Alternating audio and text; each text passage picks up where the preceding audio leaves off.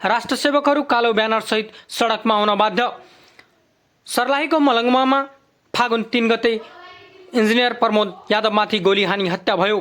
3 दिन जाँदासम्म घटनाको छानबिन नभएको र परिवारलाई उचित क्षतिपूर्ति समेत तोक्न नसकेको विषयलाई लिएर देशैभरका राष्ट्रसेवकहरू आन्दोलित भएका छन्। यसै क्रममा इन्जिनियर्स एसोसिएसन सुदूरपश्चिम प्रदेशको अगुवाईमा कञ्चनपुरको महेन्द्रनगरमा आज इन्जिनियर समेतका राष्ट्रसेवकहरू सडकमा कालो ब्यानर ल्याई बजारमा मौन र्याली गरेर भेटघाट चौतारीमा आएर श्रद्धाञ्जली सभा गर्दै मृतकको आत्माको चिर शान्तिको कामना गर्दै मोमबत्ती जलाएर श्रद्धाञ्जली व्यक्त गरेका छन्।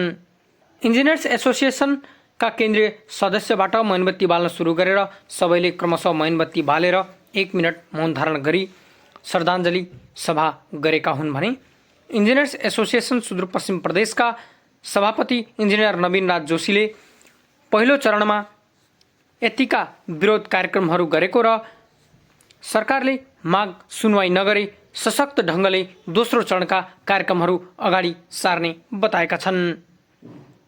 आज दिउँसो जिल्ला प्रशासन मार्फत गृह मन्त्रालयलाई समेत ज्ञापन पत्र बुझाएका छन्।